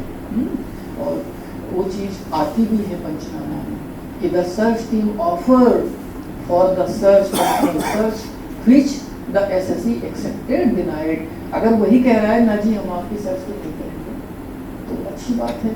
और वो अगर एक्सेप्ट करता है तो करने दीजिए, उसे क्या करेगा, थपथपा ही तो ठीक है, इससे तो एटलीस्ट हमारा कंसर्न तो क्लियर रहेगा।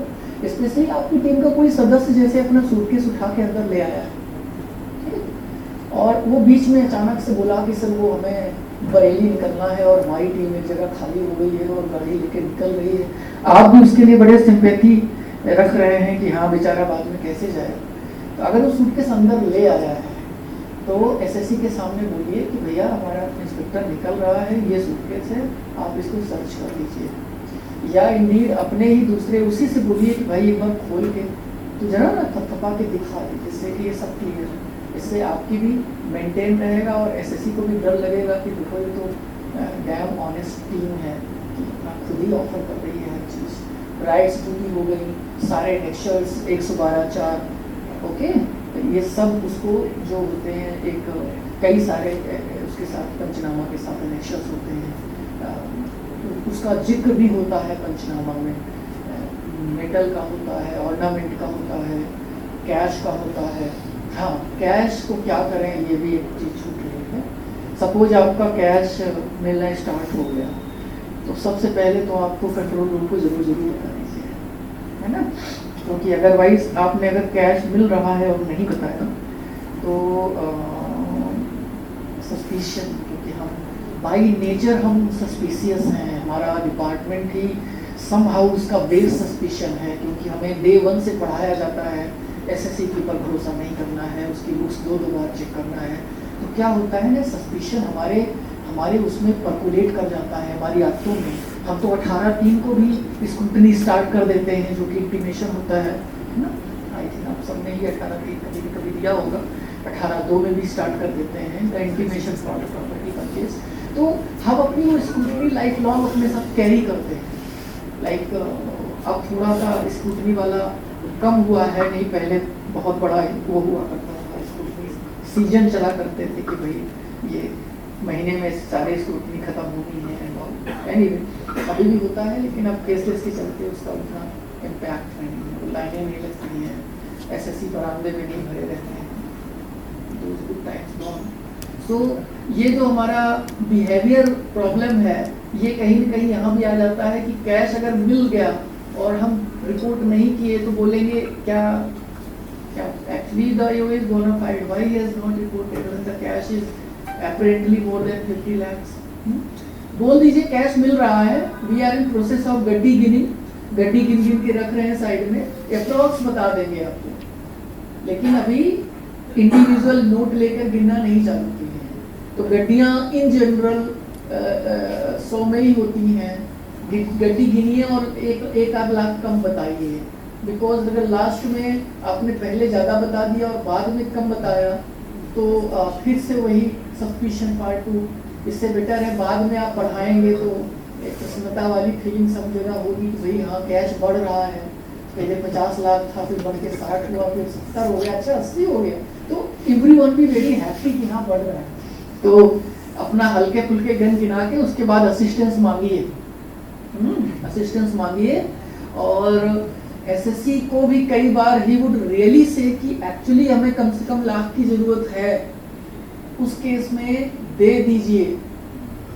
Of course authorised officer should contact the conducting additional और कंडक्टिंग डीडीआईटी, बिकॉज बाद में वो पता चला छोड़ने के मूड में नहीं था, आप छोड़ दिए तो वो अड़ा रहा है कि अरे हमने तो नहीं कहा था, आपने क्यों छोड़ दिया। तो अपने कंट्रोल रूम को, अपने हेडक्वार्टर्स को या अपना जो भी कंडक्टिंग डीडीआईटी की टीम है उसको लूप में रखिए। हर चीज़ पे जो भी इस तरह के डिसीजन छोड़ना है, पकड़ना है, कितना ज्वेलरी देनी है, कितनी, पता चला आपने किसी एसएससी एक्स का देख लिया कि 500 ग्राम एक महिला का, मैरिड का 250 ग्राम, अनमैरिड का 100 ग्राम, अनमैरिड और मैरिड पुरुषों का इसका बनता है 1250 तक छोड़ा जा सकता है। अब छोड़ दिए और पता चला वो कहीं और भी उसी सेम एसएससी का लिए बैठे हैं, तो मतलब there would be a very uneasy situation. So better to inform everything and take the direction की what is suppose to be, हम क्या करें, ऐसा ऐसा है। During the course of search ही पता चलता है, तो उस केस में आप उससे बोलिए कि भैया इसका डिटेल दीजिए, इसकी चाबी लाइए और कंट्रोल रूम को सूचित करिए, छोटा सा नोट बना के भेजिए कि during the course of search details of the locker number so and so bank has been found and the same may be taken care by issuing suitable warrant extra. तो वो अपनी एक नई टीम तैयार करेंगे और एक वारंट भेजेंगे, क्योंकि वो तो सेपरेट आपकी प्रमाइस है। तो अगर वो कहते हैं कि हम वारंट आपको भिजवाए दे रहे हैं तो ठीक है, हम, इसका मतलब हमारी बड़ी टीम है। अगर वो हमें कह रहे हैं कि वारंट आपकी प्रमाइस में भिजवा रहे हैं, तो अपने एक आईटीओ को और एक इंस्पेक्टर टाइप से टीम बना के, एक एसएससी, बेटर है कि एसएससी को ही भेजिए या एसएससी की वाइफ को, आइदर ऑफ द टू, जिसका लॉकर में नाम है, send them, they would be separate proceeding. और उस केस में अगर जो ज्वेलरी निकल के आती है, अगर डाउट है और एसएससी कह रहा है कि ज्वेलरी है इस प्रमाइस में, तो एक ज्वेलर भी साथ में गाड़ी बिठा के दौड़ा दीजिए, नहीं तो उसमें टाइम 1-8 घंटे किल होगा, तो वहीं फटाफट वो उसकी वैल्यूएशन। एक अवॉइड करिए कि कई बार क्या करते हैं कि पूरा लॉकर से निकला हुआ सामान गठरी में लपेट करके ना आपके प्रमाइस में आके पटक देते हैं। वो सिचुएशन इसलिए गड़बड़ होती है कि वो एक सेपरेट प्रमाइस है लॉकर आपकी, ओके। तो लॉकर के मैटर लॉकर में ही खत्म करिए। आपके यहाँ इवन हम तो कहेंगे कि वो जो उस सर्च प्रमाइस की जो प्रोसीडिंग है, कुछ आपके यहाँ ना आए, बस वो रजिस्टर एक आ जाए छोटा सा, जिसमें वैल्यूएशन हो, जिससे कि आप उस वैल्यूएशन को फैक्टर इन कर सकें। इवन आप ऑथराइज्ड ऑफिसर को लॉकर के बोल सकते हैं कि एक स्टेटमेंट भी रिकॉर्ड करिए आप वहाँ पे 132 का सेपरेट स्टेटमेंट। लेकिन सर हम लोग को मोस्टली ये बताया था कि जो सर्च चल रहे हैं और बैंक में लॉकर है, तो एडिशनल हम लोग कहते हैं कि उस बैंक के लॉकरों को पीओ करके आप छोड़ दीजिए, 2 दिन बाद हम उसको अनाउंसमेंट करेंगे, पीओ कराते हैं। देखिए, कोई बुराई नहीं है, अगर मैन पावर की हमारे पास कमी है, होती ही है, तो पीओ करने में कोई बुराई इसलिए नहीं है कि पहली चीज तो सेफ हो जाएगा और फिर आराम से घूम घूम के डीडीआईटी खुद ही खोलेगा। और थोड़ा सा एक तरीके से मानिए कि सारे सत्य आप ही ने उजागर कर दिए, तो फिर डीडीआईटी के लिए बहुत कुछ रह नहीं जाता। इसके लिए भी थोड़ा सा बाद में अपना बैंक में वेलुअर कैसे जाएगा, स्थान छोटा जगह रहता है। नहीं, बैंक तो बड़ी होती है। तो मैंने मोस्टली कोशिश यही करी है कि अगर हमारे पास सफिशिएंट मैन पावर है तो, क्योंकि क्या होता है कि सर्च के ड्यूरेशन में चीजें अलग होती हैं। अब जैसे आपके पास में ज्वेलरी आप क्लियर नहीं है कि छोड़ा जाए कि नहीं छोड़ा जाए, और लॉकर की ज्वेलरी में अलग हिसाब किताब निकलता है, तो उसका डिसीजन तुरंत ज़्यादा अच्छा हो जाएगा। और आपके पास अगर टीम बन सकती है तो एक आईटीओ तो सबको 5 साल 5 बज रहा है, बैंक से बनने वाला है और कहीं मुझे किसी भी नहीं, बिल्कुल एडवाइजेबल नहीं है, हमको लॉकर यहाँ नहीं, ऐसे केस में आप टीम बना करके देखिए। पीओ भी एक सर्च प्रोसीडिंग है, पीओ में भी वो जाकर के पीओ लगाएगा, तो वो एक अलग प्रोसीडिंग, वो अलग उसका भी पंचनामा, वो टेम्परेरी उसको कंक्लूड करेगा, वो ओपन रखेगा, उसके बाद में सेम वारंट लेकर के फिर से जाकर के उसकी प्रोसीडिंग को कंप्लीट करेगा। तो मतलब मेहनत काफ़ी हद तक हो जाती है। अगर आप ये डिस्कवर सुबह कर लेते हैं, जैसे कि आपकी सर्च रात में खत्म हो सकती है, तो आप उसको पीओ चिपका के छोड़ दीजिए। और अगर आपकी सर्च अगले दिन कंटिन्यू रहनी है तो दूसरे दिन उसको दिन में ऑपरेट करा लीजिए, खत्म हो जाए देन एंड देयर टाइप से। लेकिन अगर ऐसा कोई इश्यू है, एसएससी के पास चाबी नहीं है और या दे नहीं रहा बदमाशी में, तो फिर तो वो कटवाना पड़ता है। तो फिर उसके केस में पीओ लगा दीजिए, बाद में गोदरेज वालों को बुला के एसएससी के प्रेजेंस में हम गैस कट करवा के निकाल लेते हैं, है ना, खुलेगा तो है उसमें चाहे कुछ ना, we have to open it and complete the proceeding. और एक अच्छा आइडिया ये होता है कि नियरेस्ट ब्रांच जिसमें उसके सारे खाते आते हैं, अगर एसएससी बहुत कोऑपरेटिव नहीं है, अदरवाइज ऑल्सो उसको एक सम्मान भेज करके आप लॉकर्स का और अकाउंट्स का डिटेल मंगवा लीजिए, ऑलवेज अ गुड प्रैक्टिस। उससे क्या होगा कि आपके पास डेटा बेटर आ जाएगा और आपकी डिसीजन मेकिंग एबिलिटी बेटर हो जाएगी। फिर पता चला एसएससी लॉकर नंबर 26 बता रहा है, चाबी भी कोई दूसरा नंबर लिखा रहता है, लॉकर का दूसरा नंबर होता है, हम पता चला गलत वारंट इश्यू करा दिए, क्योंकि हमारा तो जो हम लिख के भेजेंगे उसी पे वारंट बना के एडिशनल भेज देंगे। तो उस कंडीशन में इट इज़ एडवाइजेबल कि आप डबल वेरीफाई बैंक से करा लें और लॉकर नंबर और एवरीथिंग, खाता नंबर, वो सब लिख के बड़े अच्छे से लिस्ट। बैंक वाले अच्छा कंप्लाई और कॉपरेट करते हैं। और पैसा जमा करने के लिए एक तो ये होता है कि पहले आपने पूरी मेहनत करके पूरा एक एक नोट गिना, बैंक वाले आपकी तो गिनती में विश्वास करेंगे नहीं, वो तो फिर से एक एक नोट फिर से गिनेंगे। तो एक अच्छा आइडिया ये भी होता है कि गड्डियाँ गिन लीजिए और जो अपना एनेक्शर है कैश वाला वो लेते जाइए वहीं पे बैंक के, और वहीं पे एक बार जब बैंक वाले पूरी गिनती एसएससी के सामने कंप्लीट कर लेते हैं तो वो काम जो घर पे करते हैं वो वहाँ पे वहीं पे बना लीजिए एनेक्शर है, और एक एप्लीकेशन देना होता है जो बैंक को, ठीक है ना, उसमें हम लिखते हैं ना during the course of search the cash of so has been found, तो सो के आगे वाला स्पेस थोड़ा खाली रखिए।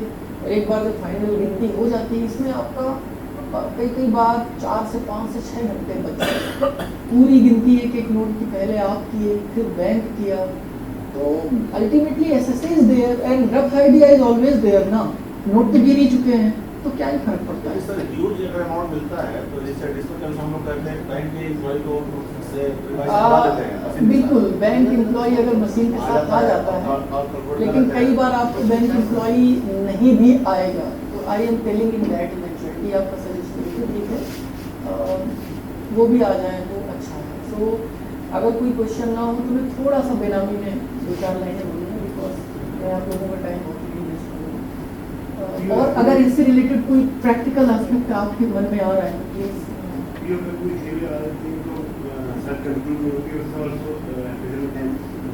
हाँ, सर इसमें ये भी सर इम्पोर्टेंस है कि जो कहते हैं कि इंट्रेंस जो हम लोग का सर्च स्टार्टिंग हमारे बहुत हो रहा है, तो लॉट जब हम लोग जब सर्च प्रिंट कर देते हैं तभी जाते समय हम लोग ये करना चाहिए कि हम लोग अभी टोटली चेक कर लें करते हैं पहले वो पंचनामा में भी हम लोग का सारा होता है और सब चेक करते हैं। एसएससी राइट में भी होता है, एसएससी राइट्स वाला जो पढ़ना है उस पर उसको कहा जाता है कि हमने आते वक्त और जाते वक्त अपने आप को ऑफर किया, और as a matter of principle मैंने इनवेरिएबली हर बार एसएससी को कहा है कि मैं प्रस्तुत हूँ, आप मुझे चेक करना चाहें चेक कर सकते हैं, जिससे उसको कहने को ना रहे कि, और उस चीज़ को रिकॉर्ड भी कर लेते हैं।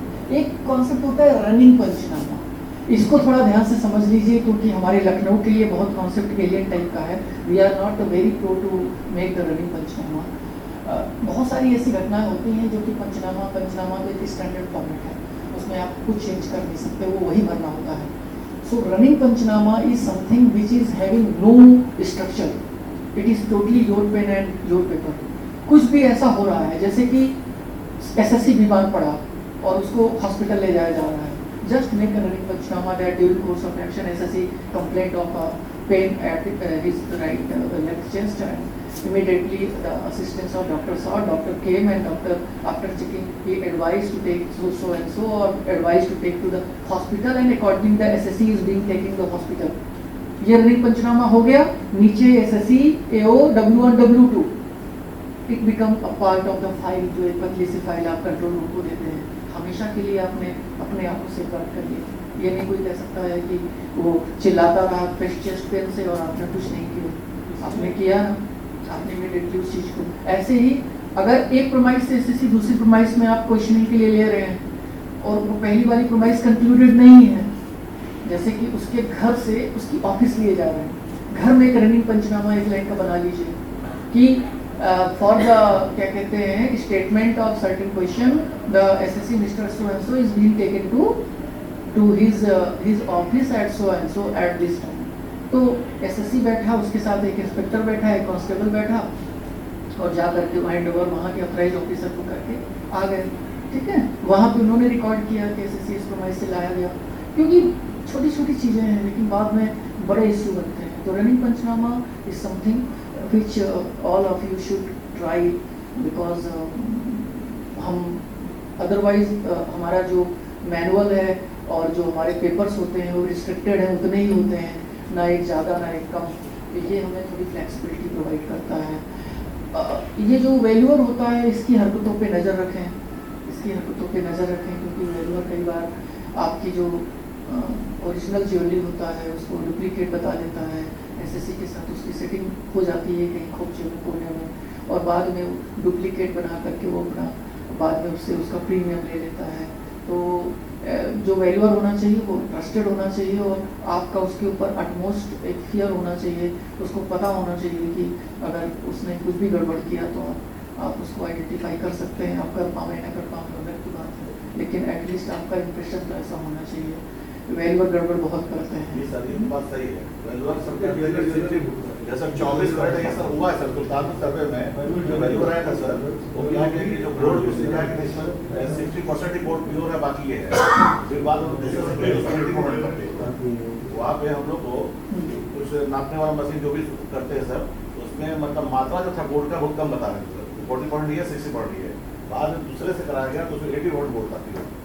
हाँ, मतलब जर्नी मारते हैं सर, प्रदर्शन और बहुत मदद करता है क्या मतलब है। देखिए, पहली चीज़ तो उसका जो नया सिस्टम स्टार्ट किया है, मतलब देखिए कुछ तो होते हैं जिनको पर हम ट्रस्ट करते हैं क्योंकि वो ट्राइड एंड टेस्टेड होते हैं। जैसे कानपुर के अग्निहोत्री है, वो कभी गड़बड़ नहीं करता है। लखनऊ की भी एक दो हैं जनरली ठीक करते हैं, लेकिन कुछ एक गड़बड़ करते भी हैं।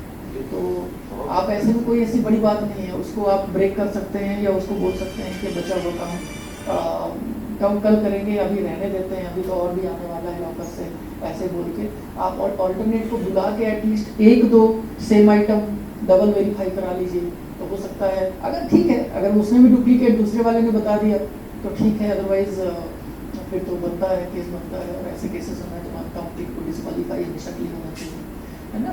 देखिए क्या है ना कि हमारी ये एक इन्वेसिव एक्शन है जिसपे किसी के घर के अंदर हम घुस करके पूरी तरीके से मतलब उसकी प्राइवेसी बिल्कुल एट स्टेक ले आते हैं, कुछ रह नहीं जाती है, वो हमारी मर्जी पे हो जाता है, प्रोमाइस हमारे कंट्रोल पे 2-3 दिन होता है। तो actually this is the harshest action. दूसरे एजेंसीज की जो है एक्शन, NIA के, CBI के, PD के, many of my friends are ED, and जो उनका डिस्क्रिप्शन है उसके हिसाब से इतना था और इतना इलाबोरेट किसी का एक्शन नहीं होता। बाकी क्या करते जाते हैं और उठा लाते हैं, एक आध दिन के एक्शन होते हैं सबके। हम लोगों जैसे 2-3 दिन 4 दिन कोई नहीं बढ़ता। तो ज्वेलरी वाले सर जहाँ रेट होता है ज्वेलरी वाले शॉप पे, ये सब जो आपको बताया बहुत बारीकी से देखना चाहिए। ज्वेलरी शॉप में एक्स्ट्रा केयरफुल रहिए, एक्स्ट्रा केयरफुल है ना, वो निकल आएंगे दूसरे से।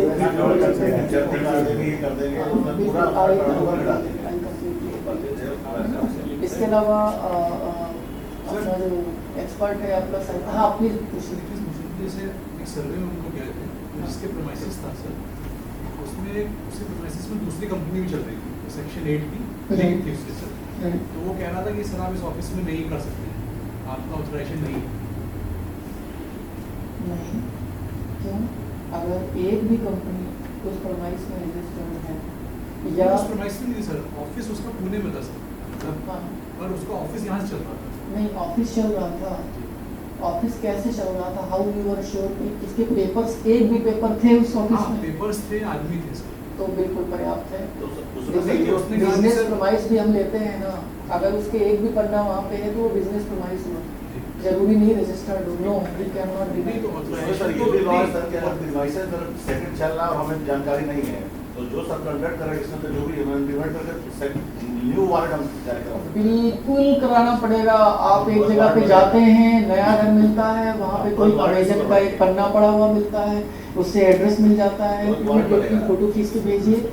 आप किसी भी नई प्रोमाइस को आइडेंटिफाई करते हैं ड्यूरिंग सर्च, देखिए उनका भी इंटेलिजेंस लिमिटेड है, उनको तो डिस्क्रीट काम करना पड़ता है ना, वो महीनों तक एक एक चीज़ें खंगालते हैं, क्या नहीं करते हैं आपके, मतलब एनीथिंग एंड एवरीथिंग। हम लोग एलआई करते हैं तो एलआई में व्हाट्सएप सब आते हैं, तो कई बार आपके स्विगी और इन सबको भी हम रात में हैक करते हैं और उससे आइडेंटिफाई करते हैं कि प्रमाइस कहाँ है। That is something like we do everything, so whatever you can think of, so we try our best to get your SSC's address, जितना भी पॉसिबिलिटी है आपके बैंक का डेटाबेस, फूड एजेंसीज का डेटाबेस, अमेजन का, फ्लिपकार्ट का database, everything and anything database. Varanasi में sir एक अभी रिसेंटली सर गणेश एग्रो करके प्लॉट मिलता है, वो कलकत्ता में पड़े थे, वो सर चल रहे थे, उसी से रिलेटेड सर स्वास्थ्य कार्ड बनाता है वाराणसी में जैन करके। तो सर हम लोग क्या गए, चूँकि एड्रेस कलकत्ता से मिला था, तो हम लोग उस मैसेज में गए तो उसने कहा कि नहीं मेरा ये गलत अफवाह है, इससे कोई रिलेटेड नहीं है, हम 4-5 साल पहले से जुड़े हुए थे, अभी हम उससे बिजनेस नहीं कर रहे हैं। तो अभी बात हम लोगों ने हाई फाइड बताया, तो कहा नहीं, उन्होंने कहा ठीक है, उन्होंने 5 साल पहले किया था, लेकिन उसको थोड़ा वारंट बनाया और फिर उनको वही करता है कि आप यहाँ शुरू करिए। देखिए हम असाधारण शक्तियां हमें प्रदत्त होती हैं ड्यूरिंग सर्च। हम प्रेजेंट डायरेक्टर्स को भी एग्जामिन करते हैं, हम 5 डायरेक्टर्स को भी एग्जामिन करते हैं, हम प्रेजेंट एड्रेस को भी एग्जामिन करते हैं, और if required we may examine the past address also, we may examine such promises also which we have learned during our recce part. हम पीछे गए, एसएससी कहाँ आ जा रहा है, हमें पता चला इसके 5वीं प्रोमाइस में गेस्ट हाउस बना रखा है, ओमेक्स की सर्च में एक ऐसा ही सेफ हाइड हमें पता लगा था। तो हम everywhere we can go, there is no limit. हम एसएससी के घर जा सकते हैं, एसएससी के सिस्टर के घर जा सकते हैं, एसएससी के ब्रदर के घर जा सकते हैं, एनीवेयर। पैरामोर के घर भी जा सकते हैं, डिपेंडिंग अपॉन अगर हमें कुछ भी मिलता है, अगर हमें डाउट है, we have reason to believe कि वहाँ पे कुछ रखा होगा। सो बिल्कुल कोई भी इसमें अपने मन में दुविधा मत रखिए। If you come to know everything, anything, any new address, आप बताइए, उनका स्वीट बिल है, वो उसमें कॉल ले सकते हैं, नहीं भी ले सकते हैं। एंड जस्ट 2 लाइन्स फॉर बेनामी किसी ने लिया होगा, कोई लेगा। बहुत ही इंटरेस्टिंग विधा है और बहुत सारे परिवर्तन आ रहे हैं, और इट इज़ गेटिंग जिसको बोलते हैं बेटर एंड बेटर। अभी तक 90 दिन का पीरियड होता था, अब 120 दिन का पीरियड हो गया है। ये बड़ा इंटरेस्टिंग इसलिए है कि इन्वेस्टिगेशन में हमने सर्च कर ली खत्म, और असेसमेंट में हमने ऑर्डर कर दिया खत्म। इसमें क्या होता है कि वो कई फेजेस से आपका जो अटैचमेंट होता है वो कई फेजेस से निकलता है, और हमें हर फेज तक उसको ट्रैक करना पड़ता है, लास्ट तक जहाँ तक एसएससी जाता है। और दूसरा ये है कि बाकी सब में वैल्यू है, इसमें अंडरलाइन एसेट है जो इम्पोर्टेंट है, जिसको हम अटैच करते हैं, कुर्की करते हैं जिसकी, तो मूवेबल भी हो सकता है, मूवेबल भी हो सकता है।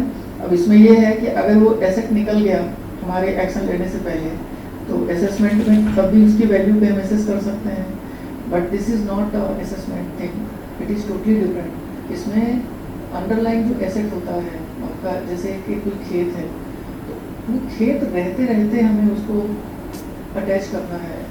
अगर वो खेत बेच लिया उसके बाद आप पहुँचे तो वही हो जाएगा, सांप निकल जाना और लाठी पीटते रहना। दूसरा एक बड़ा भ्रम होता है लोगों के मन में कि बेनामी में कि एक आदमी होता है जिसके नाम पे होता है, और दूसरा उसका जो परोक्ष रूप से जो उसका फायदा उठा रहा होता है। तो अपने मन में भ्रम मत रखिए, अगर बेनामी भी पता चल जाता है तब भी अटैच किया जा सकता है। बेनिफिशियल ओनर होना कंपलसरी नहीं है, बेनिफिशियल ओनर होना कंपलसरी नहीं है। और ये जो टिपिकल होता है कि ए ने बी को पैसा दिया, बी ने खरीदा, ए बेनिफिशियल ओनर हो गया, बी उसका बेनामीदार हो गया, this is too simplified definition. ये इट इज मच मोर, मतलब अगर एक जैसे आपको एक डीड मिलती है, उसमें 4 चेक्स का जिक्र है और 4 में से 2 चेक का पेमेंट नहीं हुआ है, बस वो नंबर यूज किया गया है चेक का, वो भी एक बेनामी एसेट है। बिकॉज हम ये मानते हैं कि 76 लाख में आपने 20 लाख का पेमेंट किया है, 56 लाख का पेमेंट नहीं हुआ, तो 56 लाख का पेमेंट किसी और ने आपके बिहाफ में किया है। तो टू दैट एक्सटेंट जितने पेमेंट आपने नहीं किया, ये मुख्तार अंसारी का डालीबाग वाला जो अटैचमेंट था, ये इसी बेसिस पे था मुख्तार अंसारी का मैं स्टेटमेंट लेने बांदा जेल गया था 1 साल पहले, जुलाई 2023 में। I examine him from morning 10 to evening 6:30. Very shrewd and person, knowledgeable also, very knowledgeable. Anyway, उसने एक दुर्गे के नाम उसने एक प्रॉपर्टी ली हुई थी गाजीपुर, उसको हमने अटैच की। उसमें ये था कि सब कुछ दुर्गे का था, लेकिन उसके नाम किसी के नाम से ट्रांसफ़र हुई थी, तो उसमें कंसिडरेशन नहीं था, वो पॉइंट रिसीव था। ऐसे ही एक सूरजपाल करके इलाहाबाद में हमने अटैचमेंट किया। ये हमने पाया कि एक बंदा जिसका कोई मीन नहीं है, ये डजंट हैव एनी कैपेसिटी, उसने सैकड़ों बीघे जमीन खरीदी हुई है और बेचे जा रहा है। तो बाद में पता चला कि अतीक का आदमी था, तो वो तो बड़ा छोटा सा आदमी था जो खेत लगाता था और खेलिया लगाता था, और उसका नाम यूज करके उसके नाम पे खाता का खोल रखा था, और उसके खाते को कोई दूसरा ही एक बंदा जेल में बंद था वो ऑपरेट करता था, और उसको भी हमने अटैच किया जितने भी उसके एसेट्स बच गए थे। ऐसे ही एक बनारस में सर्च हुई नवंबर 2022 में विनायक फूड के पास, उसमें उसका अबू आजमी का एक हैंडलर था, उसका नाम था अनीस उर रहमान, उसके घर में था। तो हमें बहुत सारी एविडेंसेस मिले, हवाला थे कि पैसा आने के और जाने के, and it was clear that इस ग्रुप में अबू आजमी का भी किरदार है। तो लेकिन उन लोगों ने हमें कॉन्क्रीट एविडेंस नहीं दिए मृत्यु, तो हमने अपना एक सर्वे किया उसके बाद में सितंबर 23 में, और उसमें हमें कॉन्क्रीट एविडेंसेस मिले। उस बेसिस पे हमने, चूँकि ये मानते हुए क्योंकि हमें मिले थे कि 1/4 का वो पार्टनर है ग्रुप में, तो 25% जितने भी बिके हुए नहीं एसेट थे उनको हमने अटैच किया। जो बिक गए थे और अकाउंट में पैसे पड़े हुए थे, उस पैसे का 25% भी अटैच किया। So what I am saying कि बेनामी is a very diversified subject. इसमें पहले एक 24(1) का नोटिस होता है। 24(1) के नोटिस में सुकॉज दिया जाता है कि बताइए आपकी प्रॉपर्टी हम क्यों ना बेनामी माने। उसके साथ सरकार ने बेनामी एक्ट में एक और प्रोविजन दिया हुआ है 24(3) का। अगर हमें लगता है कि during the pendency of the notice वो बंदा अपनी प्रॉपर्टी को बेच लेगा, तो हम एक प्रोविजनल अटैचमेंट तुरंत कर देते हैं, मतलब सेम डे में कर देते हैं, बल्कि 24(1), 24(3) एक के बाद एक दोनों निकालते हैं, और एक साथ ही उसको SRO को भेज देते हैं कि भाई ये हमारी गिरफ्त में है प्रॉपर्टी, अब उसका कुछ नहीं कर सकते। अब उसके बाद 90 दिन तक हम बयान लेते हैं, उसका सबमिशन लेते हैं, अपनी इंक्वायरी करते हैं, फिर 24/4 का ऑर्डर करके उसको एजुकेटिंग अथॉरिटी को भेजते हैं। दिल्ली में बैठता है, कमिश्नर लेवल का ऑफिसर होता है, इंडिपेंडेंट है हमसे, सफेमा और कई सारी चीज़ों का एक ट्रिब्यूनल है। उसके पैसे एजुकेटिंग अथॉरिटी भी PMLA की भी है, मतलब ED वालों की, हमारी भी है। उसके बाद में वहाँ से कंफर्म होता है हमारा ऑर्डर, तो हम प्रोसिक्यूशन भी मैंडेटरी लॉन्च करते हैं। उसके अलावा वो बंदा जा सकता है उसके बाद ट्रिब्यूनल में भी हम फॉलो करते हैं, फिर वो हाई कोर्ट में भी जा सकता है, और हमारा ऑर्डर कंफर्म हो जाता है। उसके बाद में हम उसकी पोजीशन लेना स्टार्ट कर देते हैं, और उसके बाद आदमी जहाँ जाता रहे। At the same time prosecution भी लॉन्च करते हैं। मैंने इंटेल ग्रुप की सर्च की थी, उस सर्च में ये निकला कि ये ग्रुप बहुत सारा मतलब बेनामी लैंड भी ये रख रहा है। तो उसके बेसिस पे 8 ऐसी कंपनी आइडेंटिफाई हुई जिनमें कॉमन डायरेक्टर था। इसी ग्रुप ने उसको पैसा दिया था, उस पैसे से उसने सहारा की लैंड मोहनलालगंज के आसपास सुल्तानपुर रोड में खरीदी, और उस ज़मीन को डेवलप करने का इन्हीं के पास था राइट, एक तरह का एग्रीमेंट। तो इसको हमने एक अरेंजमेंट माना। ऐसे अगर प्राइमा फेसी देखा जाए तो पूरा पेमेंट हुआ है, कहीं कोई दिक्कत नहीं है, लेकिन इसमें जो इंटेंट है कि ऐसे पैसा गया, यही ग्रुप दे रहा है, उससे वो ज़मीन खरीद रहा है। हरीडली कंपनियां LLP बनाई गई, उससे उन्होंने ज़मीन खरीद ली, और खरीद करके इनके साथ एक एग्रीमेंट किया कि हम ज़मीन हमारी रहेगी, डेवलप तुम करोगे। तो अल्टीमेटली ये ओनरशिप नहीं भी रखना चाहते अपने हाथ में, क्योंकि सहारा की लैंड है, पचड़े में नहीं पड़ना चाहते, और एक तरीके से डेवलप भी यही कर रहे हैं। इस तरीके से भी attached hundreds and hundreds of acres land है। एज अ रिजल्ट सारे केसेस रिट्स में हैं और लड़ रहे हैं, लड़ेंगे। सो लड़ने से डर नहीं लगता है, और नया सीखने को भी मिलता है। अल्टीमेटली अभी तक स्टे तो नहीं लग पाया है जी। ऑक्शन तभी कर सकते हैं हम जब कंफर्म हो जाता है एजुकेटिंग अथॉरिटी से। वो तो अभी 24(1) का नोटिस दिया और वो कोर्ट चले गए, तब भी कोर्ट उसको स्टे नहीं कर पाई। कोर्ट ने कहा आप चाहें तो ऑर्डर पास कर सकते हैं, तो हमने अपना 24/4 का ऑर्डर पास करके दिल्ली एजुकेटिंग अथॉरिटी तक सारे डॉक्यूमेंट भेज दिए। वो हाई कोर्ट में भी केस है, एडजुकेटिंग अथॉरिटी में भी है, क्या होता है वो भगवान के हाथ बात है, लेकिन still like we are fighting tooth and nail because it's kind of arrangement. Very simple to say कि पैसा नहीं दिया या किसी और ने दिया, ये तो एक सिंपल बेनामी हो गया, लेकिन एक अरेंजमेंट ड्रॉ करा, ऐसे वैसे लेयरिंग करी। किसी केस में इंद्रनंद त्रिपाठी एक एलडीए में बीसी हुआ करते थे, उनके एक केस में पता चला कि सास ससुर के नाम पे 50-50 हज़ार के छोटे छोटे अमाउंट जमा किए गए। उसके बाद वो घूम फिर करके फिर सास के नाम पे एक प्लॉट खरीदा गया और उसके बाद में उस प्लॉट में कंस्ट्रक्शन बड़ा भव्य हुआ। तो इसमें हमने अटैचमेंट प्रोसीडिंग करी, वो अभी वो हाई कोर्ट से उसको रिलीफ मिली है, but we are still like fighting the case, क्योंकि अपेरेंटली तो उसने सब पे किया बैंकिंग चैनल से, लेकिन एक लेयरिंग भी एक चीज होती है ना, इट्स अरेंजमेंट कि पहले से पैसा जमा किया जाए, किसी सुनार को एंट्री ली जाए तो उससे कि हमने ओल्ड ज्वेलरी बेची, ज्वेलरी कोई नहीं बेचता, वो एंट्री होती है। तो मतलब हमें ये कहना है कि सॉरी आई एम एक्सीडिंग होता है, इसमें 5:59 उसमें 6:08 है, so I'm going to stop, but it is a very interesting topic and evolving subject। so बेनामी में मतलब कभी भी चांस मिले, साल का तो एलपीसी हो चुका है, ट्राई बेनामी, it's a very interesting topic and you have the capacity of administrator जो एक्चुअली कुर्की करता है। आपने किसी पूछा था, जो कुर्की करता है, जो अकाउंट अपने कब्जे में लेता है, वो जाके डीडीपी पिटाता है, जो वहाँ पे अपना झंडा गाड़ता है, बोर्ड गड़वाता है, ये सारा काम एडमिनिस्ट्रेटर का होता है। ITO administrator is the authority in the sir last question sir ये कि क्या लोगों को बेनामी का जो अटैच करते सेंट्रल गवर्नमेंट एक्शन है, लेकिन स्टेट गवर्नमेंट का भी डिफरेंस होता है इसमें, जैसे स्टेट गवर्नमेंट एक तो फ्लैट बनाती है, जिससे पता चला कि इलाहाबाद में स्टेट गवर्नमेंट उसमें बेनामी जो भी था फ्लैट बना के गरीबों को दिया है।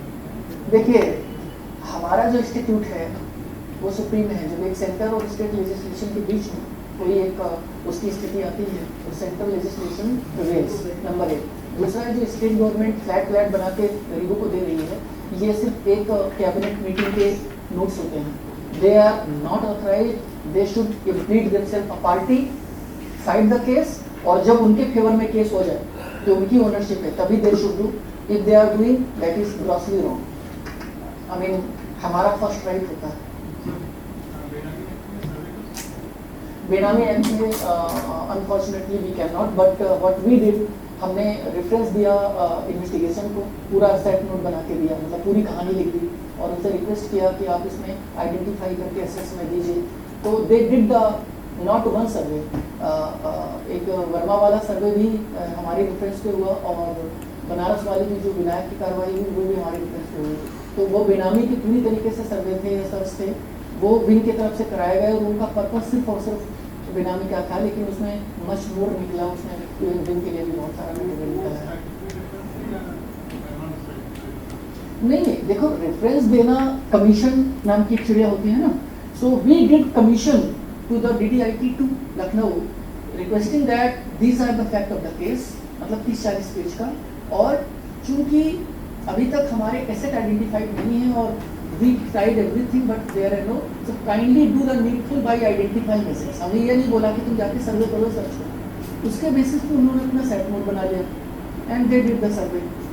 सो वो उनको एक बेस मिल गया करने के लिए और उसमें सारी हायरार्की एग्री हो गई। फाइनल तो डीजी साहब and principal DI should agree that only we can do, otherwise provision directly नहीं है, बट अगर आपके और यूनिट के बीच में कोऑर्डिनेशन अच्छा है, हार्मोनियस रिलेशन है, तो अगर आप कुछ उनको रिफर करेंगे तो वो आपको उसका करके देंगे।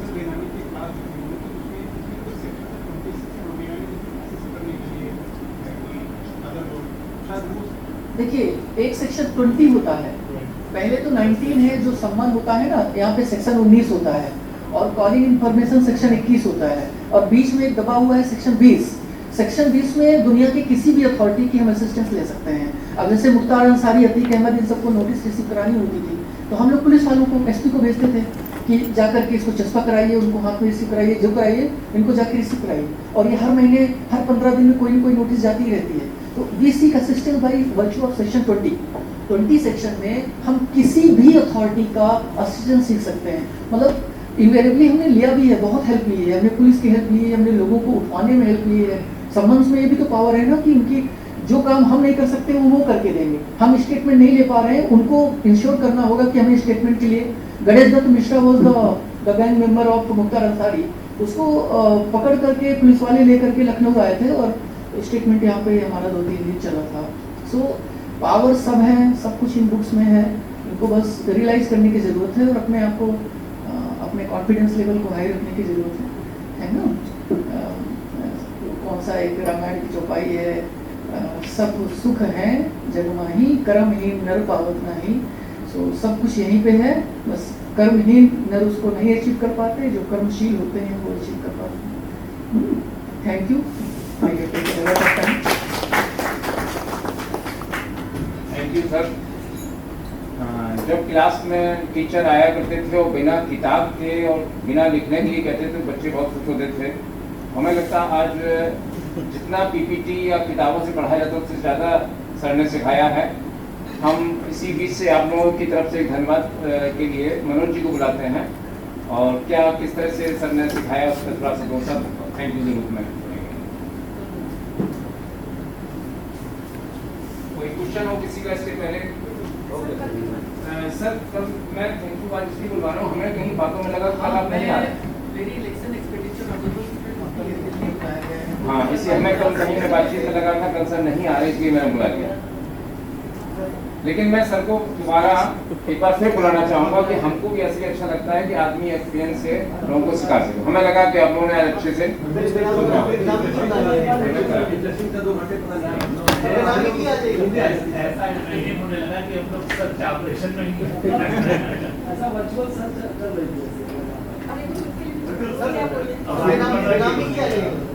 बेनामी जब ले लेंगे इस क्लास 2 घंटे की और अपनी जो 5-6 अच्छे केसेस हैं उनको मैं I try to take up better, तो we will discuss case law type से डिस्कस करें तो चीज़ें समझ में ज़्यादा आती हैं और जो फील्ड में करना है भैया वो जाना बहुत ज़रूरी है।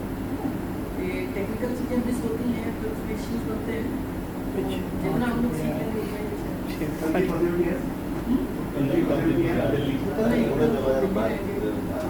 उसके अगले वाले हफ्ते में